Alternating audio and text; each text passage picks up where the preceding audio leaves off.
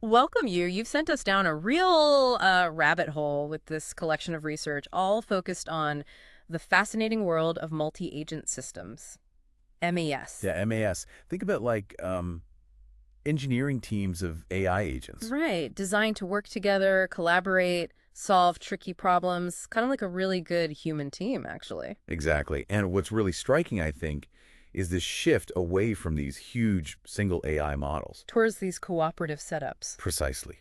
Especially now with these powerful large language models, the LLMs, acting as the sort of brains for the individual agents. It feels like a major change in thinking about AI. It really is. And your sources, they really highlight the sheer range of where these MES could be used. I mean, we're seeing talk about software engineering. Streamlining that whole process. Yeah, and speeding up scientific discovery, making Mm. autonomous driving safer, better disaster Yeah, response. and complex simulations, like military scenarios. Right. It just shows how, broad the potential impact is here. Absolutely. And the thread tying all this potential together, it seems, is this basic question that keeps coming up in the research you sent. How do we actually design and manage these AI teams so they, well, work? Yeah, it's not simple. You can't just like throw a bunch of smart AIs together and expect magic. Right.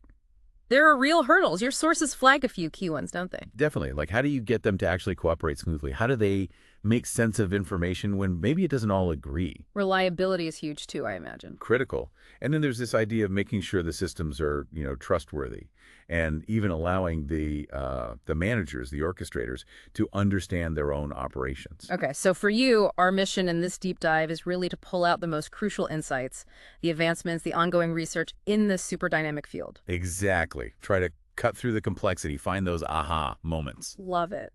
Okay, let's start with maybe the most basic thing. How do we even tell these agents what we want them to do? Sounds straightforward, but I bet it's not. It's definitely more nuanced. This is the core challenge of task delegation. If those instructions aren't super clear, well, things can go wrong. Misunderstandings, outputs that are just off. Misunderstandings, misaligned outputs, the whole 9 yards. So your sources basically point to two main ways to prompt these LLM-based agents. First, there's single agent prompting. Okay, what's that involve? It's essentially like giving one agent a really, really detailed step-by-step instruction manual for a big, complex job. Like a massive to-do list for just one AI. Pretty much. Yeah. The upside, it can be simpler, maybe more consistent for tasks that are very linear, straight path. But the downsides. Lack of flexibility, mainly. Something unexpected pops up, that single agent might just stall. Yeah. And it really struggles with true complexity, juggling lots of different things. It has to manage everything itself based on that initial huge prompts. Right. So the alternative. Is multi-agent delegation. Yeah. You break down the big task, assign the smaller pieces to specialized agents, and you have a central orchestrator coordinating things. Ah, okay. So more like a human team lead assigning tasks. Exactly. Instead of one chef doing a 5-course meal alone, you've got specialists for appetizers, main course, dessert. That sounds way more scalable. What are the benefits? Well, you get that specialized expertise on each piece. It potentially scales better, just add or tweak agents. More flexibility. Yeah. And potentially faster results because agents can work in parallel. Makes sense. But I'm guessing there are new challenges too. Oh, absolutely. Coordination becomes the big one. Getting all those specialized parts to mesh perfectly, that's tricky. And the overall system management just gets more complex. So it's a trade-off. Simplicity versus power and specialization, but with added coordination complexity. You got it. Okay, so even within this team approach, just telling a specialist what to do, that can be done differently too, right? Absolutely. Yeah. Your sources draw a really interesting distinction. On one hand, you have prompts that are very structured, very rule-based. Like very explicit instructions. Extremely explicit. Think of it like a detailed flowchart. If this happens, do exactly that. These often demand really specific output formats too, like a Python dictionary or some structured data file. Very rigid. Do this, then that, output like this. Got it. What's the other end of the spectrum? That would be the more autonomous, knowledge-driven prompts. These are more like general guidelines or principles. By level. Yeah. They rely much more on this LLM's own internal knowledge and understanding to figure out the best course of action. Like telling a team, achieve this goal and letting them figure out the how. So the precision there depends a lot on the LLM's interpretation. Exactly. Tuning these prompts is key. And Techniques like chain of thought reasoning, basically asking the LM to explain its thinking process, can help guide it. Show your work. Kinda, yeah. So one's like a strict recipe, the other's more make something great with these ingredients. Nice analogy. Okay, but then your sources mentioned something even more rigorous. Formal methods. Right. Stepping beyond just LLM prompts. Formal methods use mathematical techniques. Okay, sounds intense. It is, but the goal is ultimate precision. Define agent behaviors, define goals in a way that leaves zero room for ambiguity. Greatly reduces interpretation errors. How does that work in practice? A key idea here is the belief, desire, intention model. BDI. BDI. Belief, desire, intention. It's about trying to program the why, not just the what, based on the agent's internal beliefs about its world, its desires or goals, and its intentions, the goals it's actively working on. So you're trying to build in a kind of reasoning process. Precisely. And there are actual programming languages, like AgentSpeak, built around these BDI concepts. You can code agents that think in terms of beliefs and goals. Sort of, yes. And what's really powerful is using BDI logics. These let you formally specify and even verify properties about these beliefs and intentions. You can use techniques like model checking. Model checking. It's an automated way to check if a system model like your agent's code satisfies certain properties you've defined formally, like proving mathematically it will behave as intended under certain conditions. Wow, okay. That's a very different level of assurance. Are there other formal tools? Yeah, your sources mention domain-specific languages, DSLs, many languages designed just for describing MAS clearly. Also things like CASL, TTL, model checking languages like Promella for verifying code, even tools like Mod for prototyping. So it seems like there's this real tension or maybe a spectrum between the flexibility of LLM prompts and the strictness of formal methods. That's a great way to put it. LLMs handle nuance well, but need careful guidance. Former methods give you guarantees but might be less flexible, harder to work with. Is there potential to combine them? Absolutely. Yeah. Your sources suggest that's a really hot area for future research, maybe using LLMs to help create the formal specifications or using formal rules to constrain LLM behavior. Best of both worlds, hopefully. Okay, so that's instructing the individual agents. What about the manager, the orchestrator? How does it fit into delegation? The orchestrator is key.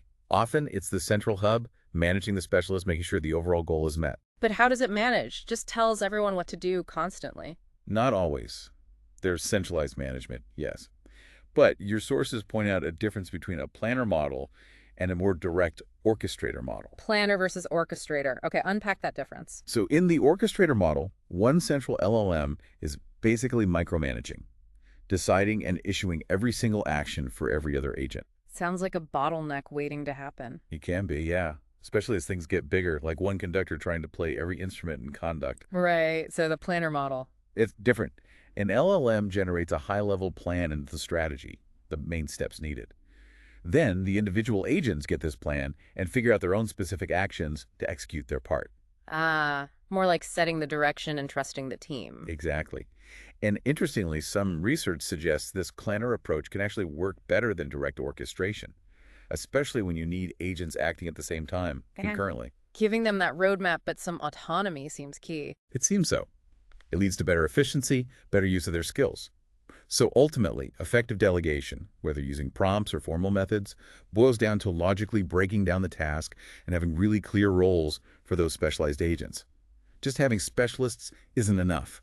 The way you divide the work matters a lot. Okay, makes sense. So task delegation is sorted, hopefully, but then you get responses back. Maybe from lots of agents, maybe they even conflict. How do you pull all that together? Synthesis, right? Exactly, synthesis. And it's more than just like averaging the answers. It's about integrating diverse, maybe contradictory info into something coherent and accurate. Your sources explore some cool ways this happens. One is norm emergence. Norm emergence. Sounds like sociology. Yeah, there are parallels. In MAS, norms are like unwritten rules, shared expectations that can just arise from agent interactions. Like social conventions, but for AI. Kind of. They can help cooperation, coordination, even resolve conflicts without top-down rules. They're often more flexible. How do these norms even develop? Several things influence it. The network structure, who talks to whom. How norms spread, maybe rewards, or seeing others succeed. The agent's own smarts. Even simulated emotions can play a role. It's like a digital society figuring things out. A bottom-up approach to coordination. Interesting. What else helps synthesis? Belief generation and modeling is another big one. Agents learn, they interact, and they build up beliefs about each other. What the other agent knows, what it intends to do, its strategy. So each agent has a little model of its It's teammate. essentially, yeah, based on what it observes. Your sources don't detail exactly how these beliefs get merged mathematically, but they stress that modeling these beliefs is fundamental for coordination and strategy. Good synthesis often depends on how good those beliefs are. Right. If you know what your teammate thinks, you can interpret their actions better. You also mentioned opponent modeling. Is that different? It's a specific kind of agent modeling, focused explicitly on figuring out other agents, whether they're teammates or rivals. More strategic, maybe? Definitely. The goal is prediction, understanding their perspective, maybe even guessing private info they have. Your sources give examples. Romeo, for cooperation, uses Bayesian inference to model partners, anticipate moves. Bayesian inference. Statistical belief updating. Right.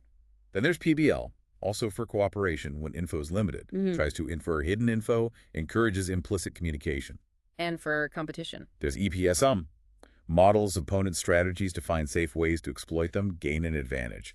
So yeah, opponent modeling is often more predictive, more strategic than just general belief modeling. So all these modeling approaches are really trying to get at the why behind an agent's output, not just the what. Precisely.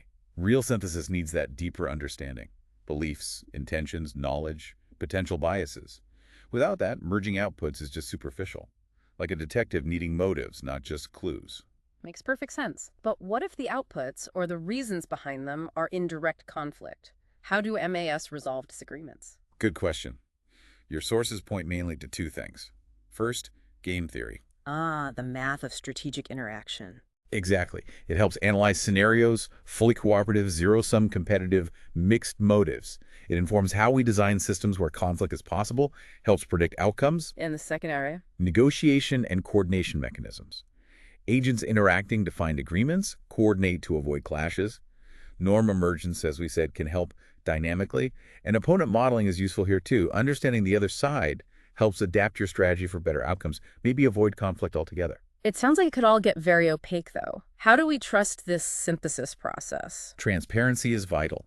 Your sources really stress this. There's a growing push for explainable AI, explainable MAS. Workshops like Extra Maze are dedicated to it. So the system needs to explain itself. Especially the orchestrator doing the synthesis. It needs to explain how it combined inputs, why it prioritized some info, how it corrected things, was it based on agent reliability, consensus. We need to see the reasoning, not just the result. Exactly. And there's a call for standards, governance frameworks, to ensure AI, including MAS, is transparent, safe, reliable. These standards need clear criteria for transparency, especially around how conflicts are handled and errors corrected. It's key for trust, especially in critical applications. Okay, so we've delegated, we've synthesized, hopefully correctly. Now, how do we know the whole system is reliable? Quality assurance must be critical, especially for real-world stuff. Absolutely crucial. You can't deploy these things in security or energy grids or disaster response without being sure about quality, reliability, safety, trustworthiness. And failures can come from the interactions, not just one faulty agent. That's the key difference. Unexpected emergent problems from how they interact. Testing agents in isolation isn't enough. You need to test the system. So what QA methods are being used? It must be complex. It is. Your sources cover a range. We mentioned formal verification earlier, mathematically proving properties, model checking, translating code to verifiable formats. That's super rigorous approach. What else? Good old testing and simulation, obviously. Running the system, running simulations, trying to find flaws. And then there's adversarial testing. Trying to break it on purpose. Pretty much. Intentionally introducing failures, maybe even simulated malicious agents, to see how robust the system is. Like stress testing the AI team. Okay, that makes sense. Find the weak spots before they cause real problems. Right. You also need to test with diverse partners, especially if it needs to work with unfamiliar agents later. And evaluating deployed systems in the wild is essential.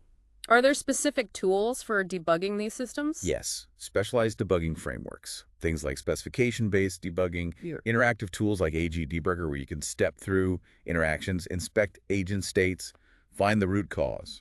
And you mentioned failure analysis. Understanding how they fail helps design better QA.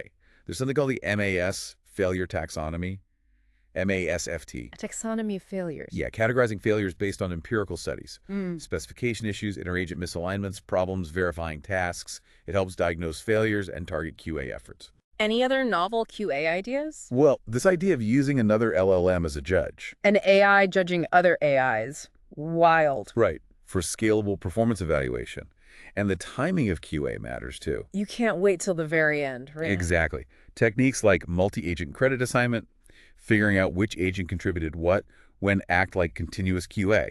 ARL is one example. They give ongoing feedback. So find problems earlier. Definitely. Integrate QA checks at intermediate stages, not just a final sign-off. Especially vital for real-time systems.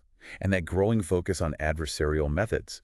It shows the field is maturing, proactively hunting for vulnerabilities. Building quality in, not just inspecting it out. So what are the main qualities we're aiming for with all this QA? Key dimensions your sources list. Yeah. Reliability, consistent performance, robustness, handling the unexpected, safety and security, no harm, resist attacks, efficiency, resource use, fairness, trustworthiness, encompassing transparency, ethics, and even label quality if there's machine learning involved. Okay, reliability covered. Now, one of the really mind-bending ideas in your sources, orchestrators handling questions about themselves, about their own function. That sounds like self-awareness? It's definitely heading in that direction. A very advanced capability, hinting at self-understanding, introspection. It falls under things called meta-reasoning and metacognition. Meta-reasoning. Reasoning about reasoning allows an agent to monitor, evaluate, and adapt its own thought processes. So if the orchestrator messes up managing the team, it could potentially realize its mistake and change its strategy. That's the idea. Self-adaptation based on error analysis. If the final output is wrong, it could use meta-reasoning to trace back, find where its logic or delegation went wrong, and fix it for next time. What could an orchestrator with meta-reasoning do? Potentially explain its decisions, spot flaws in its past reasoning, adapt procedures, justify actions, even gauge its own confidence level. A big leap. Definitely. What about metacognition? How's that different? Metacognition is often called thinking about thinking or learning how to learn. It's more about awareness and regulation of cognitive processes, assessing your understanding, planning a strategy, monitoring progress, adjusting if needed. More like conscious reflection. Kind of. Yeah. It has components. Metacognitive knowledge, what you know about your own thinking, metacognitive regulation, planning, monitoring, evaluating, and metacognitive experiences, feelings about your thinking. Why is that relevant for AI agents? It could lead to more robust, adaptable, human-like agents, better at complex, long-term tasks needing planning and self-improvement. Reflection is key here, learning from experience. Moving towards AI that not just does, but reflects on the doing. Self-explanation was also mentioned. Yeah, that's a learning strategy. Explaining something to yourself, even internally, helps solidify understanding. An orchestrator doing this could better grasp its own logic and also explain itself better to users. It's seen as a sign of more sophisticated, trustworthy AI. So when the orchestrator gets a question about itself, what are its options? How does it answer? Your sources suggest a strategic choice. Option 1.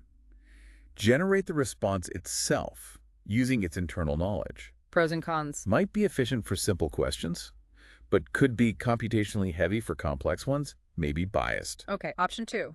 Delegate the query. Pass it to a specialized explainer agent within the team. Benefits of that. Specialization, maybe more objectivity, but adds communication overhead. And the explainer might not have perfect real-time access to the orchestrator's state. So the orchestrator needs to decide which approach is best. Exactly. Depends on the query complexity. It needs a kind of meta-level decision capability just to handle these self-referential questions. An internal affairs department for AI, are there actual frameworks enabling this yet? Some emerging ones, yeah. Things like Crew AI combined with LangGraph let you define roles like a self-correction agent, structure interactions and reasoning graphs for verifiable self-improvement loops. Controlled self-fixing. Cool. Also, collaborative self-play. Agents learn meta-knowledge about strategies by playing together collaboratively, which then boosts their individual performance later. Early days, but pointing toward self-aware systems. Okay, fascinating stuff. We've got individual agents, smart orchestrators, but how do we put them together? Does the team structure itself, the roles, really matter that much? Oh, immensely. Your sources are really clear on this. How agents are specialized into roles, how those roles are organized. It fundamentally impacts coordination, learning, performance, efficiency, adaptability, everything. So the blueprint matters as much as the components. Absolutely. Getting the architecture right, assigning responsibilities well, that's crucial for unlocking the benefits like parallel work and specialized expertise. It's not just a collection of agents, it's how they're structured as a unit. Can you give some examples of role specialization in action? Sure. DocAgent uses specialized agents, reader, searcher, writer, verifier, orchestrator, to write software documentation collaboratively. Like a mini writing team. Exactly. Or MetaGPT, which simulates a whole software company with roles like product manager, architect, engineer, QA tester, each with standard operating procedures. Wow. So specific role. Yeah, or more generic ones like data gatherers, analyzers, planners. The impact is huge. Efficiency from expertise, modularity, context isolation, supporting diverse reasoning methods within one system. Like a digital org chart. But do these roles always have to be explicitly defined up front? Great question. No, not always. In multi-agent reinforcement learning, MRL, agents learning by trial and error sometimes just fall into specialized behavior spontaneously. Implicit role emergence, They figure out their own jobs. in a sense. But other frameworks like Moyes plus Marrow let you explicitly define roles beforehand, maybe based on expected behaviors, and use those definitions to guide the learning. Can we figure out the implicit roles? There are methods, yeah, like TEM, which analyzes agent behavior to infer the roles that have emerged, gives insights into the self-organization. But what's consistently clear is agents need context awareness, knowing their role, others' roles, the overall structure for good coordination. Okay, different roles. How are they organized into teams, common structures? Several patterns. The basic one is centralized versus decentralized. Central controller versus peer-to-peer. Sort of. Centralized simplifies coordination, often has global knowledge, but risks bottlenecks and single points of failure. Decentralized is often more robust, scalable, but achieving global coordination can be harder. AgentNet is mentioned as a fully decentralized example. Hybrids exist too. Any other structures? Hierarchical ones are common. Layers of authority, like a company structure. Holonic structures, where agents contain subagents. Hierarchical learning, like LMA, with high-level task allocation policies. Coalitions, temporary groups for specific goals. And more persistent teams, sharing common objectives or rewards. The best structure really depends on the task and environment. You mentioned MROL again. Your sources talked about parameter sharing there. How does that fit with specialization? Right. Parameter sharing in ARL means multiple agents use the same underlying model, the same policy network. They share a brain. Sort of. It boosts learning efficiency, especially cooperatively, as they learn from shared experience. Yeah. But it can limit specialization. Everyone learns the same way. The alternative. Independent learners. Each agent has its own separate network. Maximum specialization, but less sample efficient, takes more data to learn. Any middle ground. People have tried selective or adaptive sharing, but one promising technique highlighted is LoRaSA, low-rank agent-specific adaptation. LoRaSA. Starts with a shared base policy, then adds small agent-specific adjustments. Efficient specialization while still getting shared learning benefits, like chefs learning basics together, then developing unique styles. Lots of options for team design. What works best? What have studies found? Key finding: it's task-dependent. No single best structure. Bigger teams aren't always better. Sometimes intermediate sizes are optimal, good specialization without too much coordination mess. What about those specific techniques? LoRaSA shows strong benchmark performance, low overhead. Explicit organizational concepts, like in Moyes plus Marl, improve performance and explainability, control. Hierarchies like LMA excel at complex, multi-stage tasks, generalize better. And the common theme. Context awareness, crucial. Agents need to understand the team structure and their place in it. Designing a MAS involves trade-offs, maybe even dynamic adaptation of the structure itself. Okay, got it. Teams organized, roles defined, but the glue holding it all together is coordination, right? How they actually interact. That seems essential. Absolutely the linchpin. Coordination manages the interdependencies, aligns actions, shares info, resolves conflicts, especially in complex, changing environments. And in Monorail, learning how to coordinate is a massive research challenge. It happens at different levels, you mentioned. Yeah, different scopes. Global coordination involves everyone, often via central planner or broadcast. Neighborhood coordination is just interacting with nearby agents more scalable. Agent level is direct interaction, pairs or small groups. Depends on the task, communication abilities. And there are specific algorithms for these. Loads. Your sources mentioned quite a few. ALC MADDPG for agent level, models pairwise correlations, optimizes communication. RHMC is hierarchical, coordinates target assignments. COMIS is decentralized. Agents choose between independent or cooperative action. Any others focused on specific problems? DRMAC tackles communication efficiency, reducing redundant messages. MoMA PPO learns coordination from offline data without live interaction. Romar focuses on robustness against noisy observations. Each targets specific coordination challenges. So no one-size-fits-all algorithm. It's about the right tool for the job. What about broader frameworks or libraries for coordination? Conceptually, like Agno. Well, the sources don't use that specific term, but we can think about frameworks like Autogen, Crew AI. They provide structures for defining agents, workflows, often centralized or hierarchical. How do they compare to the MRL algorithms? Those MRL algorithms implement much more diverse, often decentralized coordination mechanisms underneath. There might be a gap between the ease of use of high-level frameworks and the sophisticated strategies from MRL research. For really tough coordination problems, a generic framework might not cut it.